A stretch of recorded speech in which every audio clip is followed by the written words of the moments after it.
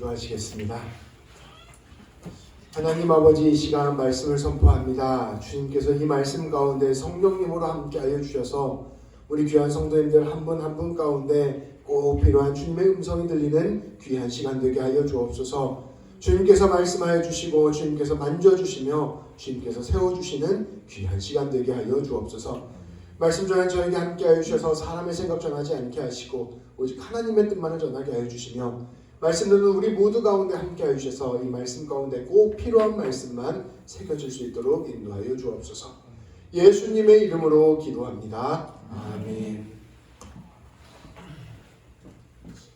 성도 여러분들은 인생을 살아가시면서 하나님의 말씀대로 살려고 애쓰고 하나님의 뜻대로 살려고 애썼는데 사람들에게 전혀 인정받지 못했던 경험이 있으십니까?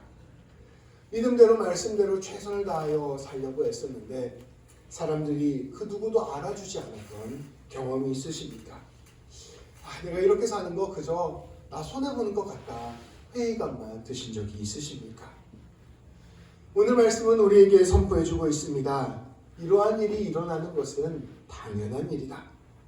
세상은 하나님의 뜻대로 사는 삶을 알아주지도 이해해주지도 않기 때문이다. 우리가 하나님의 뜻대로 살아가고자 할 때, 예수님의 모습대로 살아가고자 할 때, 말씀대로 순종하며 살고자 할 때 그 길은 세상이 쉽게 받아주는 길이 아니라는 것을 말해주고 있습니다. 왜냐하면 세상의 관심과 하나님의 길은 서로 엇갈려 있기 때문입니다. 이러한 엇갈림은 예수님의 삶과 사역에서 그대로 드러납니다. 사람들의 관심과 예수님의 뜻이 어떻게 엇갈리는지를 오늘 말씀은 우리에게 보여줍니다. 예수님께서는 이제껏 놀라운 기적을 베푸셨습니다. 물이 변하여 포도주가 되는 기적을 베푸시기도 하셨고 또 38년 된 중풍병자를 일으켜 세우시는 기적을 베푸시기도 하셨습니다. 죽어가는 아이를 찾아가지도 않고 고치시는 기적을 베푸시기도 하셨고 또 보리떡 5개와 물고기 2마리로 5,000명을 먹이는 기적을 베푸시기도 하셨습니다. 이 모든 것들은 당시 사람들에게 매우 놀라운 일이었습니다. 사람들은 예수님이 모세와 같은 위대한 지도자라고 생각했습니다. 이 세상을 바꿀 위대한 사람이라고 생각하였습니다. 수많은 사람들이 이 기적들을 보고 예수님을 따라 나섰습니다. 그런데 정작 이들은 예수님께서 왜 이러한 기적을 베푸시고 계시는지 그 뜻을 헤아리는 데에는 관심이 없었습니다. 그저 예수님의 뜻보다는 예수님의 기적에만 관심을 기울이고 있었던 것입니다. 더 나아가서 그 기적이 지금 나에게 어떻게 유익이 되는지에만 관심이 있었던 것입니다. 예수님의 기적을 보면서도 사람들의 속마음, 사람들의 속 가치관은 전혀 바뀌지 않았던 것입니다. 그런데 우리 예수님께서는 이러한 사람의 마음을 바꾸고 싶어 하셨습니다. 사람의 마음을 조금 바꾸는 정도가 아니라 완전히 바꾸고 싶어 하셨습니다. 예수님께서는 이렇게 말씀하셨습니다.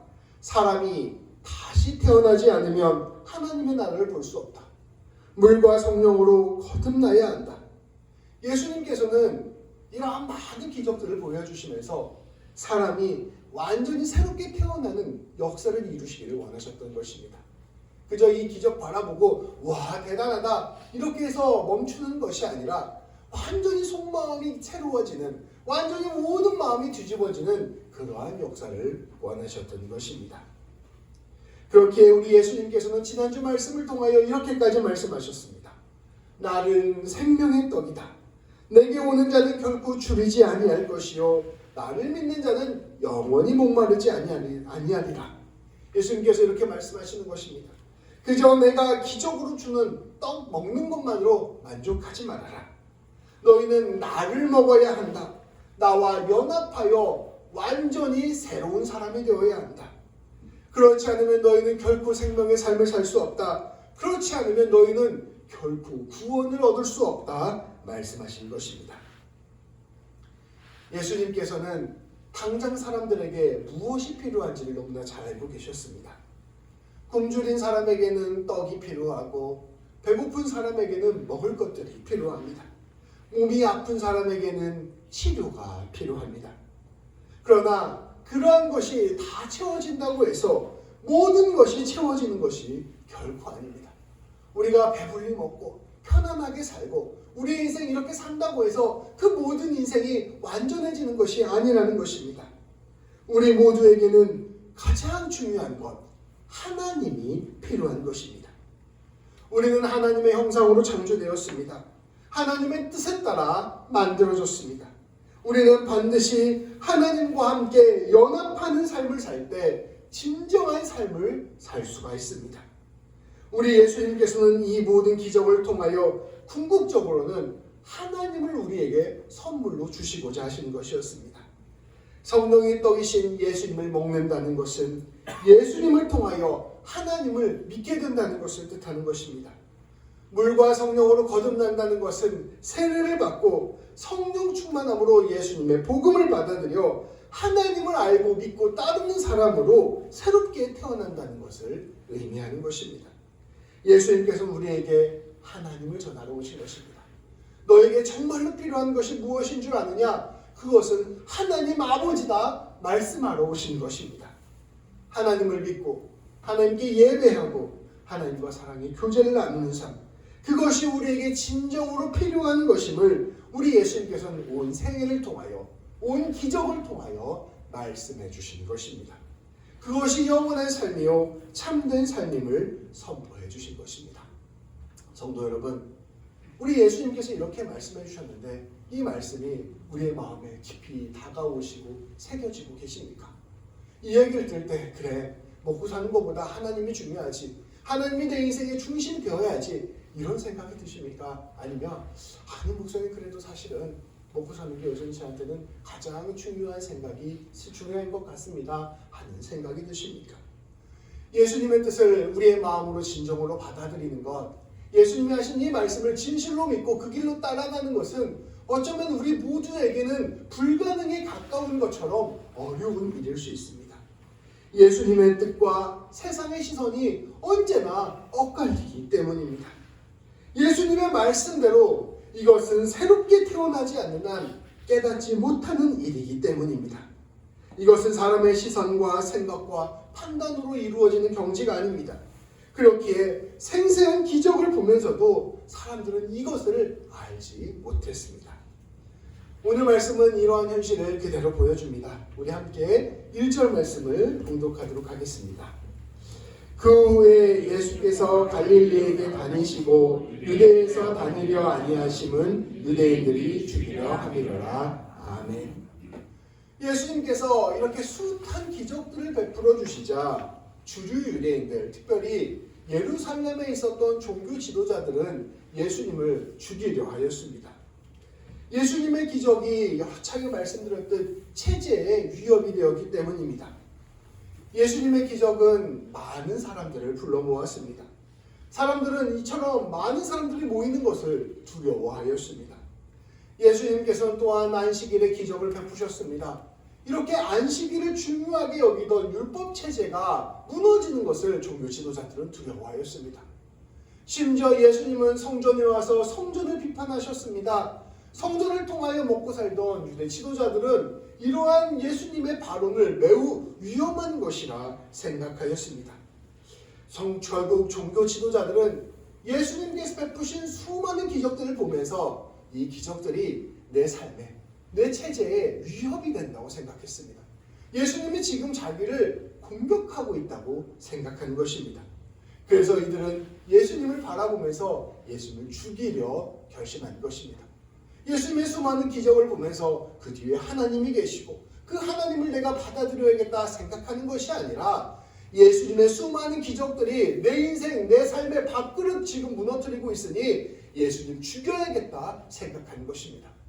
마음은 하나도 바뀌지 않았습니다. 그저 기적을 보면서 그 기적을 내 삶의 위협으로만 해석했던 것입니다. 유대 지도자들의 관심이 자신들의 먹고 사는 문제와 권력에 머물러 있는 한 그들은 결코 예수님의 뜻을 받아들일 수 없었던 것입니다. 그런데 예수님의 적대자들이었던 유대 지도자들만 이랬던 것이 아닙니다. 예수님과 가장 가까이 있었던 예수님의 사람들도 이러한 모습을 보였습니다. 다음으로는 2절부터 4절까지의 말씀입니다. 우리 한 절씩 교독하여 읽겠습니다. 유대인의 명절인 초막절이 가까운지라 형제들이 예수께 이르되 당신이 행하는 일을 제자들도 보게 여기를 떠나 이대로 갔소서. 스스로 나타나기를 구하면서 묻혀서 일하는 사람이 없나니 이 일을 행하려 하거든 자신을 세상에 나타내소서 하니 이는 이론에 따져도 예수를 믿지 않는다. 아멘. 놀랍게도 예수님의 뜻을 이해하지 못했던 사람들은 예수님의 친동생들도 마찬가지였습니다.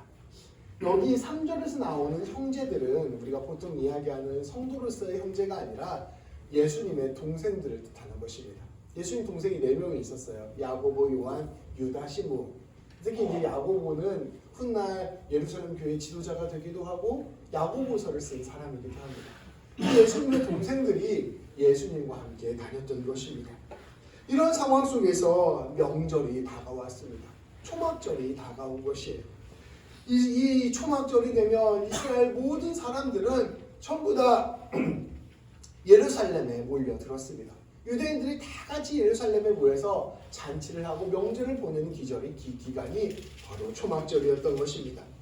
이 동생들이 생각하기에 이 초막절은 예수님을 홍보하기에 매우 좋은 절기였습니다. 사람들이 잔뜩 모여있을 때 예수님이 가서 다시 오병이어의 기적을 베풀게 된다면, 또 사람들이 잔뜩 모여있을 때 이전에 베풀었던 것처럼 중풍병자를 일으켜 세우는 기적을 베풀게 된다면, 또 사람들이 잔뜩 모여있을 때 예수님이 물 잔뜩 가져오셔가지고 포도주 만들어서 사람들에게 한 잔씩 돌리게 된다면 모든 사람들이 예수님을 보고 경탄을 하게 될 것입니다. 그리고 그렇게 된다면 수많은 사람들이 예수님께 몰려들어서 예수님이 하시고자 하시는 일을 어떠한 일이든지 쉽게 하실 수 있는 상황이 펼쳐질 것입니다. 엄청난 정치적, 종교적 권력이 생길 것이고 그 힘이면 큰 권세를 누릴 수 있을 것이라 생각하는 것입니다. 그래서 3절 말씀에서 예수님의 동생들은 형에게 이렇게 이야기합니다. 어서 갈릴리를 떠나 유대 땅 예루살렘으로 가십시오. 그리고 당신들을 따르는 그 무리들에게, 여기서 말하는 제자들은 예수님 따르는 사람들을 뜻해요. 이 무리들에게 지금까지 했던 그 기적들을 보여주십시오 이야기하는 것입니다. 그러면서 4절 말씀에 이들의 생각을 분명하게 보여주는 말씀을 전합니다. 형님, 널리 알려지려면 숨어서 일어서는 안 됩니다. 이 갈릴리 촉구석에서 이거 해봐야 뭐 이거 홍보가 되겠습니까? 지금 초막절에 예루살렘 가셔서 예수님이 당신이 하셨던 그 놀라운 일을 사람들에게 다 보여주십시오. 이렇게 해야 큰 일을 할 수 있습니다 이야기했던 것입니다. 예수님의 기적을 적극적으로 홍보해야 된다 이야기하는 것입니다. 그런데 이런 동생들의 조언을 말씀은 이렇게 평가합니다. 이는 그 형제들까지도 그 동생들까지도 예수를 믿지 아니하느니라. 우리는 쉽게 생각합니다. 예수님께서 당연히 사람 많은 곳에서 홍보를 하면 그 일들을 잘 이루어낼 거라고 생각을 하잖아요. 그 동생들이 그 사람의 생각을 갖고 이야기하는데 말씀은 이들에게 냉정하게 이야기하는 것입니다. 이들이 아직도 예수님을 믿지 않고 있었다. 예수님의 동생들까지도 예수님께서 하시고자 하신 일의 뜻을 깨닫지 못했던 것입니다. 예수님에게 있어서는 기적이 중요한 게 아니었습니다. 하나님의 백성이 되게 하는 일이 중요한 것이었습니다. 근데 이들은 그저 이 수많은 기적을 통하여 수많은 사람들이 몰려드는 것, 이것에만 관심이 있었던 것입니다. 이들은 예수님이 어떠한 분이신지 알지 못하였고 예수님의 말씀을 전혀 듣고 있지 않았다는 것을 그대로 우리에게 보여줍니다. 오늘 말씀은 우리에게 2가지 가르침을 전해줍니다. 첫 번째는 우리 모두가 예수님을 오해하는 사람들이라는 것입니다. 우리 모두가 예수님께서 우리에게 하시는 말씀을 진지하게 받아들이지 못하는 사람이라는 것을 우리에게 가르쳐주고 있습니다. 당대 최고의 성경 지식을 가졌던 사람들, 많은 사람들에게 훌륭한 종교 지도자라고 인정받았던 사람들이 예수님을 죽이려 합니다. 이것은 무엇을 뜻합니까? 우리가 아무리 성경을 많이 알고 있고 아무리 지식이 많아도, 아무리 기독교에 대한 지식이 많아도 예수님을 오해하고 이해할 수 없고 심지어 나아가 예수님을 죽일 수 있는 사람이 될 수 있다는 것을 우리에게 말해주고 있습니다. 또한 예수님의 동생들은 어떠한 사람들이었습니까? 예수님의 수많은 기적들을 직접 옆에서 봤던 사람들이었습니다. 예수님의 수많은 말씀들을 다 체험하고 경험했던 사람들이었습니다. 이것은 우리에게 이러한 것을 보여줍니다. 하나님께서 우리에게 하시는 일들을 다 경험하고 하나님이 우리 가운데 역사하시고 이루하시는 그 놀라운 기적들을 체험하고 심지어 예수님이 내 곁에 늘 있는 것처럼 보여도 우리는 예수님의 뜻을 알 수 없는 사람이 될 수 있다는 것을 우리에게 보여줍니다. 하나님이 나에게 많은 일을 하시면 내가 하나님을 잘 알고 있는 것이라 착각합니다. 내가 어떤 신비적인 경험을 많이 하면 내가 하나님을 잘 알고 있다고 생각합니다. 그런데 그거 다 경험해도 하나님 알 수 없다는 것을 우리에게 말해주고 있는 것입니다. 우리가 가진 사람의 생각과 판단과 경험으로 예수님을 알고 이해하는 것이 불가능한 일이라는 것을 우리에게 전해주고 있는 것입니다.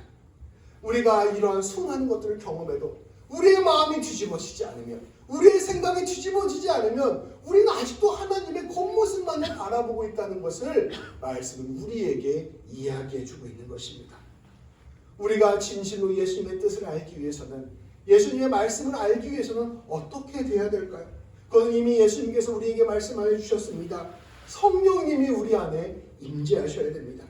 주님이 우리에게 은혜를 주시고 믿음을 주셔야 가능한 일입니다. 그것은 예수님의 죽음과 부활의 의미를 깊이 깨달을 때에 가능한 일입니다. 하나님께서 나를 사랑하사 이 땅에 예수님을 보내주셨구나. 그분이 우리의 죄를 용서하시고 우리에게 하나님을 깨닫게 하시기 위하여 십자가에 죽으셨구나. 예수님만에서 나는 이제 하나님의 자녀가 되었다는 것을 성령님의 은혜 안에서 깊이 깨닫고 믿어야 하는 것입니다. 그렇게 우리는 주님 앞에서 겸손할 수밖에 없습니다. 하나님, 내가 진실로 하나님의 사랑을 깨닫게 하여 주옵소서. 진실로 하나님의 은혜를 깨닫게 하여 주옵소서. 내 심령이 주님의 은혜 가운데 적셔지게 하시고 내가 온전히 뒤집어지게 하옵소서. 이것을 끊임없이 하나님께 간구하며 겸손한 자세로 나아갈 때 우리는 하나님을 조금씩 알아갈 수 있게 되는 것입니다. 우리 하나님께서는, 우리 예수님께서는 그 놀라운 사랑의 세계로 우리를 초대하고 있는 것입니다. 사람의 지식과 지혜, 경험과 경륜으로 우리가 하나님을 알게 되는 것이 아니라 은혜로 하나님을 알게 된다는 것을 우리는 깊이 깨닫고 겸손히 은혜를 구하며 나아가야 하는 것입니다. 이것이 바로 첫 번째로 우리가 오늘 배워야 될 것입니다. 두 번째로는 우리가 예수님을 믿게 되고 그 은혜에 따라 예수님을 붙들고 이 세상을 살아갈 때 우리가 주님의 일들을 이루어가면 세상이 우리를 오해하게 된다는 것입니다. 앞서 말씀드렸다시피 그렇게 우리가 지식과 경험을 가지고도 하나님을 알 수 없다고 이야기했습니다. 그 사랑을 우리가 도저히 알 수 없다고 이야기했습니다. 그러면 세상은 어떻겠습니까? 하나님을 알지 못하는 세상은 당연히 하나님이 어떠한 분이신지 사랑이 어떠한 것인지 알지 못합니다. 우리가 하나님의 사랑을 진실로 깨닫고 그 사랑을 받아들여서 그 사랑대로 내가 이 세상 가운데 실천하며 살아갈 때 세상이 어떠한 반응을 보일까요? 세상이 참 아름다운 사랑입니다 하고 우리를 수용할까요? 아니면 너는 왜 이렇게 특출나게 사랑하려고 난리냐? 비난하고 박해를 하게 될까요? 예수님, 살아계신 하나님께서 사람의 몸을 입고 이 땅에 오신 예수님께서 사역을 하셨는데 그 예수님을 바라보고 사람들은 예수님을 죽이려 하였습니다. 그 예수님 곁에서 함께 다니던 예수님의 동생들도 예수님을 바라보면서 예수님의 뜻을 이해하지 못했습니다. 하물며 예수님이 오셨는데도 그러할진데 우리가 주님의 뜻을 이루어갈 때 세상은 어떠한 반응을 우리에게 보일까요? 세상은 우리가 덕을 베풀고 사랑을 나누고 은혜를 베풀면 그것을 오히려 배신하고 그것을 오히려 핍박하며 심지어 그러한 삶을 살려는 우리를 죽이려 할 것입니다. 우리가 덕을 베풀고 선을 행하면 많은 경우 그것을 통하여 자기가 얻는 유익만을 생각할 것입니다. 세상에 유명한 말이 있잖아요. 호의가 계속되면 그것을 권리인 줄 압니다. 내가 사랑을 베풀면 사람들 그것 권리라고 생각할 것입니다. 내가 용서를 베풀면 사람들 그것 당연한 것이라고 생각할 것입니다. 그것뿐 아니라 내가 베푸는 선행과 애씀이 때로 자기에게 손해를 끼친다고 생각하면 그것을 비난하고 조롱하고 짓밟기까지 할 것입니다. 사람들의 눈에 있어서 눈에 보기에 화려한 것, 권세와 영광이 있어 보이는 것들은 추종하며 따를 것이지만 우리의 사랑과 우리의 베품과 용서가 자기에게 도움이 되지 않는다고 생각하면 언제든지 냉담하게 버릴 것입니다. 특별히 나쁜 사람들이 그러한 게 아니라 세상이 원래 그런 것입니다. 우리 모두가 그러한 면들이 있는 것입니다. 호의를 베풀고 사랑을 베풀 때 우리가 좋은 마음, 좋은 뜻으로 응답하기도 하지만 언제나 사람은 그러한 것들을 당연하게 여기고 뒤통수 때리는 모습이 누구에게나 다 있다는 것입니다. 그러한 세상 속에서 예수님 따라 살아간다는 것이 무엇일까요? 배반받고 오해받고 손해볼 줄을 알면서 그럼에도 불구하고 예수님 따라간다는 것이 무엇을 뜻하는 것일까요? 그것은 그 모든 것들을 내가 감내하고 그럼에도 불구하고 예수님 사랑 기억해서 사랑 나누며 살아가겠다는 것을 결단하는 것을 의미합니다. 예수님처럼 오해받고 비난받고 심지어 죽음을 당할 수도 있다는 것을 알면서도 내게 베풀어 주신 하나님의 사랑을 기억하고 이 세상을 다스리는 분이 예수님이심을 기억하며 용기를 내어 그 길을 걸어가는 것을 의미합니다. 하나님께서 그러한 길로 우리를 부르신 것입니다.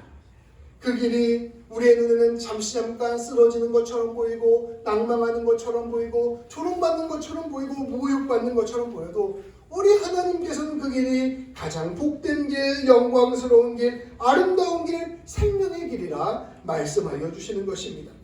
하나님께서 그것을 통하여 이 세상을 구원하시기로 결심하시는 것입니다. 세상의 방식이 다 옳은 것처럼 보이고 우리가 하는 일은 거기에 바위에 계란을 던지는 것처럼 보이지만 우리 하나님께서는 그 계란편에 서시기로 결정하신 것입니다. 그리고 그 계란으로 바위를 푸시겠다 약속해 주시고 그 일을 이루시겠다 선포하는 것입니다. 그리고 그 일에 우리는 보기에는 실패할 것처럼 보이는 그 길에 우리를 초대하여 주시고 그 길을 통하여 우리에게 승리를 약속하여 주시는 것입니다. 하나님께서 이 일을 통하여 놀랍게 주의 일들을 하기로 결심하여 주신 것입니다. 그렇게 주님을 안다는 것은 무엇입니까? 이 일에 자신을 내어주는 것을 의미합니다. 이 주님을 안다는 것은 무엇입니까? 이 주님의 일이 알아주는 이가 없다 하더라도 그 일을 내가 하겠다 결단하는 것이고 그 일로 맞이하는 모든 고난과 역경을 기꺼이 감내하겠다 결단하는 것입니다. 우리 하나님께서는 우리 예수님께서는 오른손이 아니라 왼손이 모르게 하라 말씀하여 주셨습니다. 왼손이 아니라 온 세상이 나를 몰라준다 하더라도 우리 하나님이 나 알아주시기에 내가 그 길 걸어가겠다 결단하는 것 그것이 바로 예수님 믿는 것입니다. 우리 예수님께서는 그것을 위하여 우리에게 이 땅에 오신 것입니다. 성도 여러분, 이 시간 성령님의 은혜 안에서 예수님을 통하여 우리 하나님 바라봅시다. 우리 하나님께서는 우리를 창조하셨습니다. 우리 한 사람 한 사람이 하나님의 형상으로 창조된 존귀한 존재입니다. 이것을 그냥 머리로만 알지 마시고 마음속으로 받아들이시기 바랍니다. 우리의 인생은 그냥 왔다가 그냥 떠나는 의미 없는 인생이 아닙니다. 우리의 인생은 하나님께서 우리에게 주신 가장 값진 선물입니다. 우리 하나님께서 우리를 지극히 사랑하십니다. 하나님께서 우리를 사랑하시는 것은 우리의 생각과 우리의 뜻으로는 절대 다 알 수 없습니다. 우리가 생각하는 것보다 훨씬 더 깊이, 훨씬 더 넓게 우리가 생각하는 것보다 훨씬 더 영원히 우리를 사랑하십니다. 하나님께서는 우리를 사랑하사 독생자 예수 그리스도를 십자가에 내어주셨습니다. 그 하나님의 사랑은 감히 헤아릴 수 없습니다. 우리는 그 지극한 사랑에 매여있는 존재입니다. 그것을 믿음의 눈으로 바라보시길 바랍니다. 하나님은 그 사랑으로 우리와 함께 하시고 우리를 인도하시고 우리의 인생을 반드시 책임지십니다. 하나님께서는 우리의 모든 것들을 사용하셔서 선을 이루시겠다 분명히 말씀해 주셨습니다. 하나님께서는 우리를 통하여 하나님의 거룩한 뜻을 반드시 이루십니다. 우리에게 하나님의 뜻을 세우셨고 그 뜻을 지금도 이루어 가시며 우리를 통하여 풍성한 열매를 맺으시고 계십니다. 우리를 통해 복을 전하고 계시고 우리를 통하여 생명을 전하고 계시고 우리를 통하여 용서를 전하고 계시고 사랑을 전하고 계십니다. 우리의 눈에 보이지 않을 때도 있고 우리의 눈에 열매가 맺혀지지 않는 것처럼 보일 때도 있지만 하나님께서는 그 일을 지금도 하고 계십니다. 때로는 그 일이 고난이 될 수도 있고 역경이 될 수도 있습니다. 사람들의 조롱과 멸시를 견뎌야만 하기도 합니다. 보이지 않는 어두운 터널을 건너야 할 때도 있습니다. 자신의 한계를 경험하기도 할 것입니다. 그러나 우리 주님은 우리를 통하여 당신의 뜻을 이루시기를 작정하셨습니다. 그러시기에 반드시 우리의 손을 꼭 붙잡고 그 모든 것들을 이루어 가실 것입니다. 이것을 믿는 것, 이것이 바로 예수님이 우리에게 전하고자 하시는 하나님의 뜻을 믿는 것입니다. 이 놀라운 주님의 뜻을 깊이 있게 알고 깨닫고 붙들고 가기를 소망합니다. 여러분의 상황과 형편, 내 자신의 모습, 그리고 이 세상의 모습에 마음 빼앗기지 말고 지금도 내 삶의 주인 되어주시고 나 붙들어 주시는 예수님께 시선 고정함으로써 삶의 중심을 굳게 세우시기를 소망합니다. 기도함으로 예배함으로 이 주님의 뜻을 날마다 확인하게 되기를 소망합니다. 성령 충만을 구하고 은혜 충만을 구하여 이 놀라운 하나님 뜻을 깊이 알고 힘을 얻어 용기를 내어 나아가기를 축복합니다. 우리 하나님이 이 뜻이 우리 성도님 안에 온전히 이루어진다는 것을 굳게 믿고 반드시 그것들을 이루어가는 우리 모든 성도님들 되시기를 주님의 이름으로 축복합니다. 기도하시겠습니다. 하나님, 우리는 눈앞에 보이는 것에 너무나 쉽게 마음이 빼앗겨버리는 사람들임을 고백합니다. 우리의 인생 가운데 펼쳐지는 많은 어려움들과 아픔들과 고난 속에서 우리 자신을 너무 초라하게 생각하기도 하고 또 이것들 가운데 어떻게 내가 주님의 뜻을 이룰까 낙심하게 될 때도 있음을 고백합니다. 때때로 우리의 삶까지 찾아오는 하나님의 축복과 하나님의 은혜를 경험하면서 하나님께서 베푸신 이 놀라운 기적들과 하나님께 주신 이 놀라운 선물들이 하나님이 우리에게 허락하신 모든 것이라 착각할 때도 있음을 고백합니다.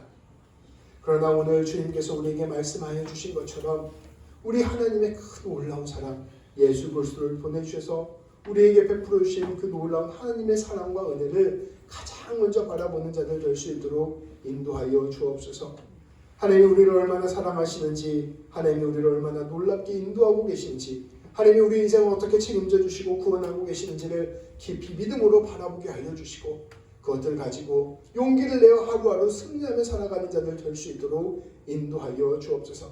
세상에 먼저 마음 빼앗기는 자 되지 않게 하시고 지금도 우리 곁에 계신 하나님께 먼저 주목하는 자들 되게 하여 주셔서 그 모든 것들 가운데 하나님의 뜻 이루어가는 우리 모두가 될 수 있도록 인도하여 주옵소서. 우리 성도님들 그렇게 살아가고자 할 때 하나님께서 매 순간 힘을 주시고 용기를 주시고 사랑을 주시고 은혜를 주셔서 풍성한 주의 길 따라가는 귀한 성도님들 될 수 있도록 인도하여 주옵소서. 우리 주님 예수님의 이름으로 기도합니다. 아멘.